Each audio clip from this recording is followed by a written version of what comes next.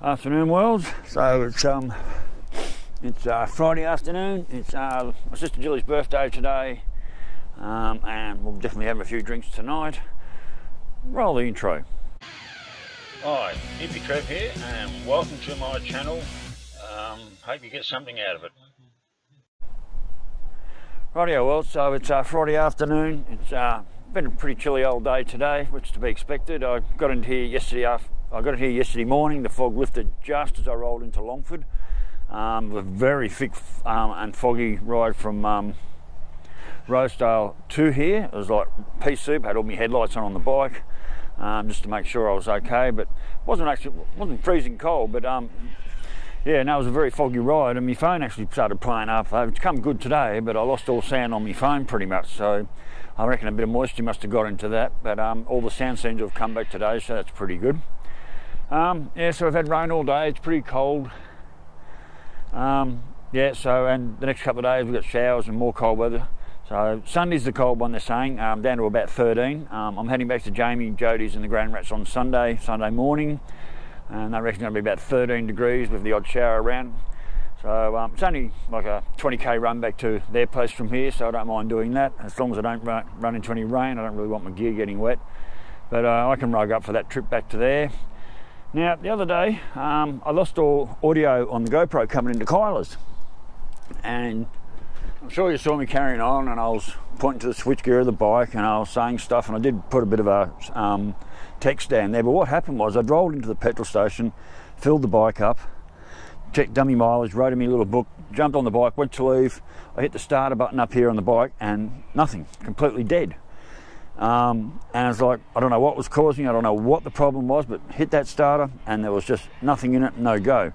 So luckily, as I explained to Glenn and Anton when I was down there, I showed them this solenoid cover I've got in there. Now I don't know if the camera can pick it up. So there's a chrome solenoid cover and there with a button on it. So what that does is, if I push that, if I push that button there, it'll throw the bike over. So luckily I paid the $40, best investment ever made. So I was at servo, I hit the start button, nothing there. I even tried the kill switch, made no difference. Hit the button, nothing.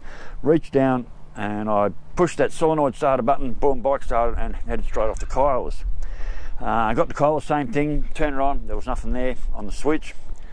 Come back next day, loaded the bike, jumped on it, turned the ignition on, and hit the switch, and she started. So I don't know what happened the day before at the petrol station where I filled up, but I'm just so glad I invested that $40 on that push button solenoid cover. That just instantly got me out of trouble. I was out of the service station and gone out of everyone's way because it was absolutely jam packed, and I had cars waiting up behind me to get in there. So yeah, so anyone who's ever had problems with their starter switch, I advise you to invest one of those chrome push button solenoid covers. They're absolutely brilliant. So anyway, so the plan is, so a few drinks with Julie, Darren and everyone tonight. Marnie's off getting her P plate. She should be coming back with a fresh P plate licence. Yeah, a few drinks tonight. Tomorrow will be a bit of a recovery day, I'm expecting, being Saturday. And then Sunday, which is going to be the cold day at this stage. Like I said, down to about 13, they reckon, showers. I'll scoot back to Jamie's, spend Sunday night there.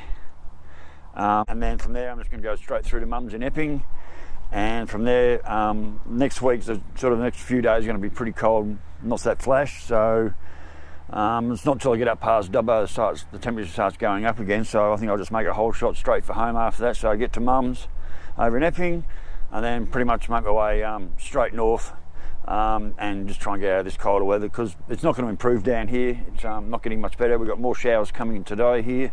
It's pretty black and bleak out there, but I knew that was coming. I was, I'd already checked the forecast.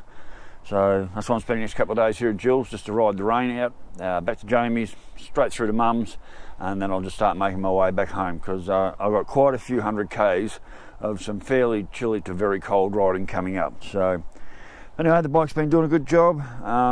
In the whole trip so far, in the 2,000 odd Ks, I've used less than half a litre of oil. I did do the oil change over at Pete's, which I'm sure has done the bike the world of good.